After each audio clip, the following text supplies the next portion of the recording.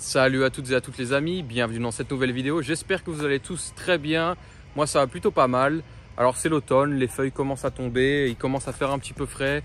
Donc un véhicule plutôt confortable, plutôt spacieux en 4x4, ça fait toujours plaisir. Aujourd'hui je vous présente le pick-up Ford F-150. C'est parti.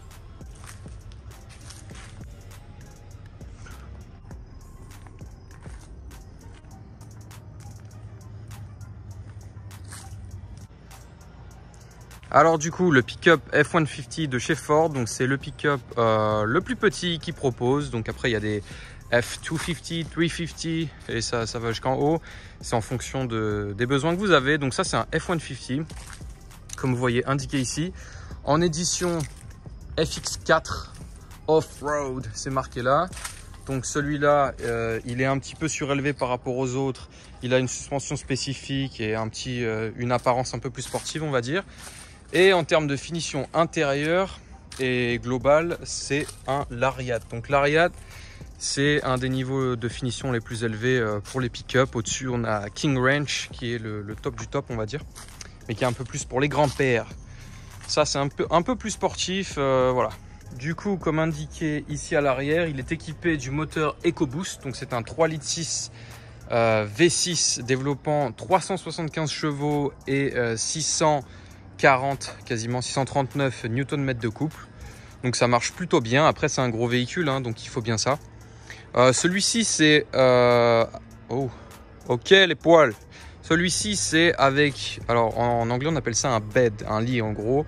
Je sais pas comment vous pouvez appeler ça en français, la benne peut-être. Celui-ci c'est la courte. Vous voyez que c'est pas super long au final. Ça fait à peu près la taille de la cabine. Donc ça, il y en a je crois que des 5,5 pieds, 6,5 pieds, donc il y a différentes tailles. C'est couplé à une boîte automatique 10 vitesses, ça fonctionne plutôt pas mal. En faisant le tour, vous pouvez voir ici que donc il y a des caméras un peu partout autour du véhicule. En fait, donc celui-là il dispose de la vue à 360 degrés qui permet au pick-up de se garer tout seul, etc. C'est assez fou. La clé se présente comme ça. Vous pouvez voir les magnifiques feux LED. Bon là il est dans une position voilà, dans la pente, donc il est un peu, on dirait que c'est pas très haut, mais il est massif, hein. Si vous le prenez dans le buste, je pense que vous passez un sale quart d'heure. Donc la clé est comme ça. Alors on peut ouvrir l'arrière, donc je vais vous montrer ça tout de suite.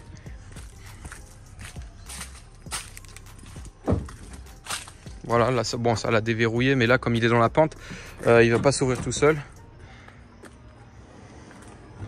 Voilà, donc c'est plutôt pas mal. On a cette couverture donc qui se rabat en plusieurs parties jusqu'au bout. Donc il y a quand même beaucoup de place. Là je viens de tout ce que vous voyez là, je l'ai mis dedans. Donc voilà, c'est quand même pas mal. Ici, vraiment sympa, vous avez un marchepied dépliable avec carrément une poignée qui vous permet du coup de monter et descendre très facilement. Ça c'est vraiment bien parce que je me suis cassé la gueule déjà plusieurs fois sur d'autres pick-up où il n'y a pas ça, et vous avez des petits marchepieds sur les côtés aussi. Une des fonctionnalités que j'adore sur ce pick-up et donc sur cette clé, c'est le démarrage à distance. Donc il suffit de le verrouiller et d'appuyer 2 fois et voilà, il démarre tout seul. Ça fonctionne jusqu'à 300 pieds de distance. Alors je vous laisse convertir ça en mètres, mais autant dire que bon, vous pouvez être où vous voulez chez vous, ça fonctionnera.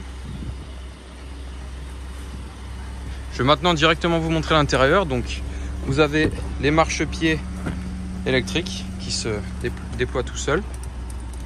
Bon, je vais éteindre le moteur parce que c'est pas super utile. Alors donc cet intérieur tout cuir, évidemment électrique, réglable et à mémoire. Les rétros électriques, enfin tout le confort moderne que vous pouvez avoir. Un bel écran central, un bel écran entre les compteurs. Donc vous avez le compte tour et les vitesses en analogique, et au milieu vous avez un écran, donc ça c'est plutôt pas mal. Le magnifique toit panoramique qui est immense, franchement. C'est quand même bien foutu niveau finition, etc. Vous avez de la place pour ranger énormément de choses. Voilà. vous avez évidemment les sièges chauffants et ventilés. Je vais vous montrer l'arrière. À l'arrière, il y a énormément de place. Alors c'est un pick-up, hein, c'est fait pour transporter des choses. Donc là, il y a eu une petite bavure. On n'en parlera pas trop. Énormément de place. Donc pareil, à l'arrière, encore du cuir. Donc en fait, c'est du cuir perforé au milieu et du cuir normal autour. Franchement, qui est de bonne qualité. À l'arrière, vous n'avez pas les sièges ventilés, mais vous avez quand même les sièges chauffants, ce qui est plutôt pas mal.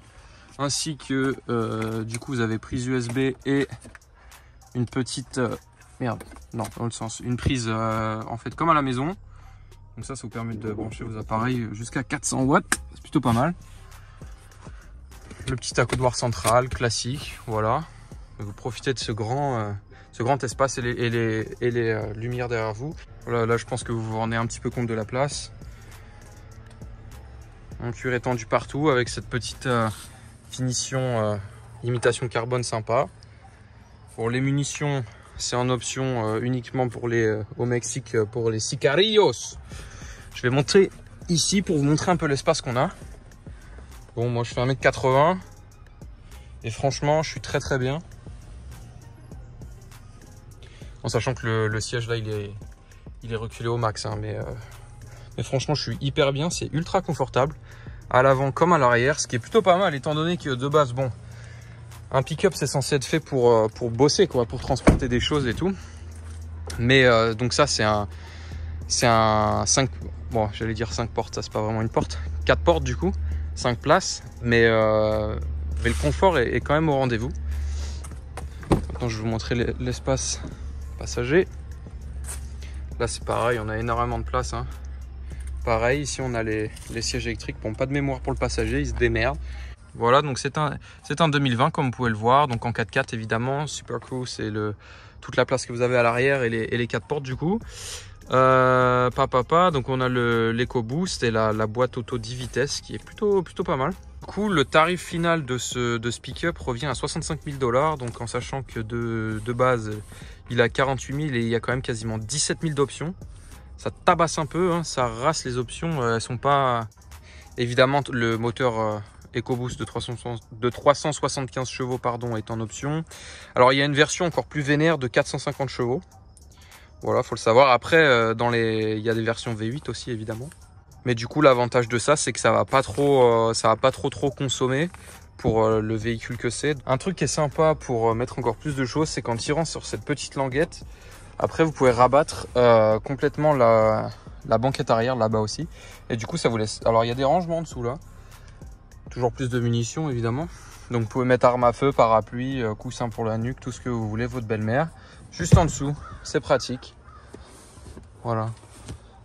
Bah, vivement, bien sûr.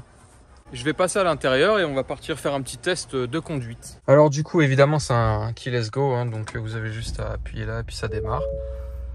Voilà, donc là vous avez ce petit... Bon, toi tu vas arrêter de piper s'il te plaît. Du coup, dans ces petits menus, qu'est-ce qu'on a? Alors, on peut mettre des favoris, évidemment. Donc vous allez avoir toutes vos températures, l'essence, etc.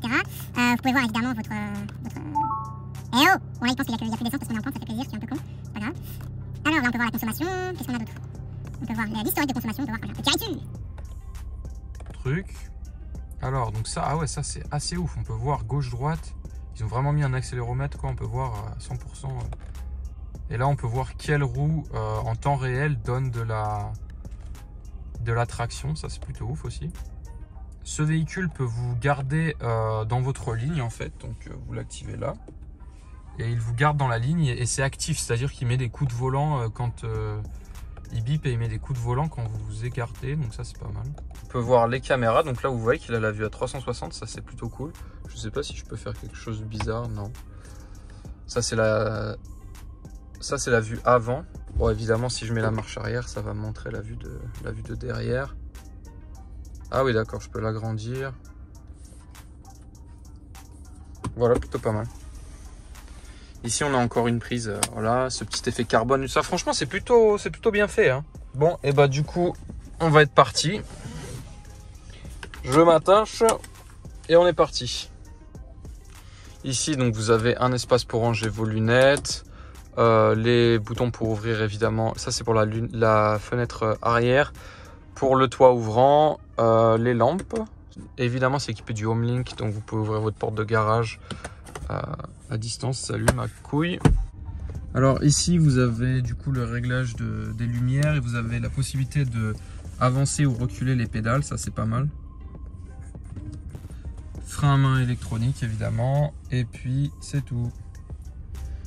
Alors du coup, ce qui est bien avec ces pick-up, c'est que ça se conduit vraiment comme un vélo. Franchement là, je sais pas, vous pouvez voir, voilà, la direction est super fluide, c'est super cool. Il n'y a pas besoin d'être un très grand pilote pour conduire ça. Bon, le gabarit évidemment, ça change des voitures classiques, mais c'est très facile à conduire. Je vous ai mis le compteur en km/h, ça vous fera plaisir. Par contre, il me dit que j'ai toujours pas d'essence, ça me fait un peu peur. Du coup, le volant est réglable en hauteur et en profondeur électriquement, ça c'est pas mal. Sur la gauche, là, vous avez les vitesses, la vitesse en courbe. Donc là, je suis en 6e par exemple, c'est pas mal.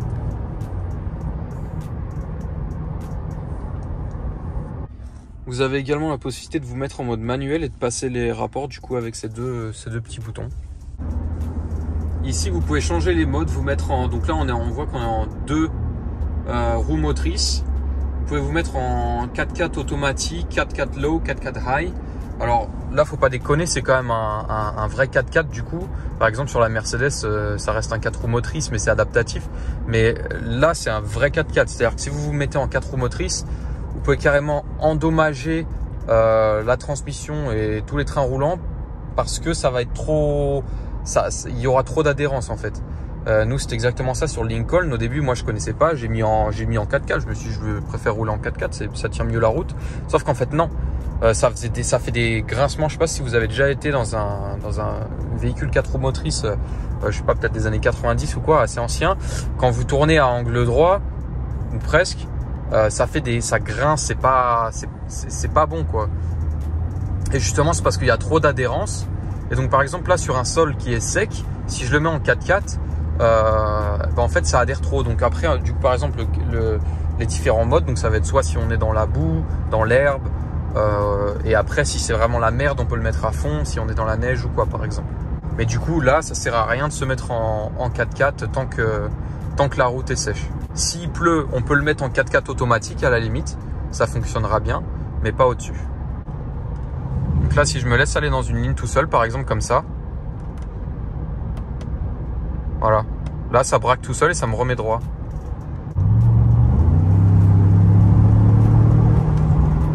Ça marche quand même extrêmement fort.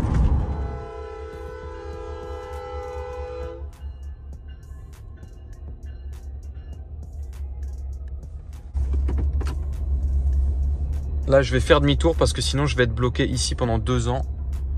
La dernière fois que j'étais ici, je suis resté bloqué pendant 15 minutes. C'est pas des blagues, 15 vraies minutes. Je dis pas ça pour exagérer. Ici, il faut savoir que les trains font genre 3-4 km de long et ils roulent super doucement sur les passages à niveau. Donc, en fait, non. Alors, on va pouvoir faire un petit départ arrêté.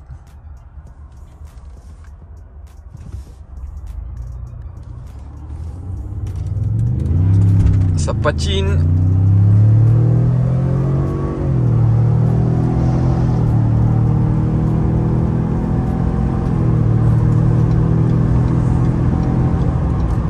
Ouais, ça marche fort. Ça marche très bien. Franchement, là, 640 Nm de couple, on les sent vraiment, ça pousse très fort.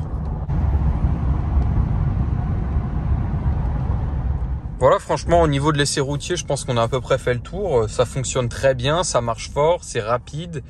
Vous pouvez tracter plusieurs tonnes, tirer des véhicules si ça vous fait plaisir, pas de problème. Vous pouvez aller faire dans les champs, vous pouvez aller faire du franchissement et tout. Donc c'est vraiment un truc à tout faire et c'est pour ça qu'en fait, bon, comme vous le savez sûrement, ici aux États-Unis, il y a énormément de gens qui roulent en pick-up. Ça fait partie c'est une des catégories de véhicules qui a le plus sur la route. Mais alors pas tout le monde a besoin d'un pick-up en fait, c'est-à-dire que majorité des gens qui ont des pick-up, c'est pas forcément des gens qui travaillent et qui ont besoin de tracter des choses sans arrêt, c'est juste des gens qui apprécient cette polyvalence en fait, ce confort, parce que ça va être forcément des véhicules qui sont gros, avec des gros moteurs, vous pouvez tirer tout ce que vous voulez, quand vous avez besoin d'aller à la déchetterie, vous pouvez mettre tout derrière, Là en Super Crew, donc vous avez une place incroyable pour si vous avez des enfants ou quoi. Franchement, entre ça ou un SUV, moi je prends ça 1000 fois. Après ça dépend des SUV. Oh là tu me sors un tout dernier Cadillac Escalade, bon c'est pas pareil. Mais c'est pas aussi polyvalent en fait. Ça on peut faire du franchissement. En fait on peut tout faire et c'est ça que les gens apprécient. Et c'est pour ça que y a autant de pick-up sur nos routes. Moi, acheter les véhicules neufs, c'est pas trop mon délire, je pense, vous le savez. Si vous étiez amené à acheter ce véhicule avec ce kilométrage-là, ça vous coûterait peut-être 40 000 balles. 40-45 000 balles, ce qui est franchement plutôt, pour le niveau de polyvalence et de confort et d'options qu'on a, je pense que ça les vaut. Je me suis fait piquer à l'instant par un moustique qui m'a défoncé. J'ai une bosse, on dirait un œuf. Voilà, c'est tout pour cette petite présentation, les amis. J'espère que ça vous aura fait plaisir et que ça vous aura montré un petit peu les pick-up qu'on a qu'on voit tous les jours au final ici, mais qu'en France on ne voit jamais. Donc j'espère que ça vous aura un petit peu fait découvrir ça. N'hésitez pas à vous abonner, à mettre un petit pouce bleu si vous avez kiffé. Et puis je vous retrouve à la prochaine pour d'autres vidéos. Tchuss!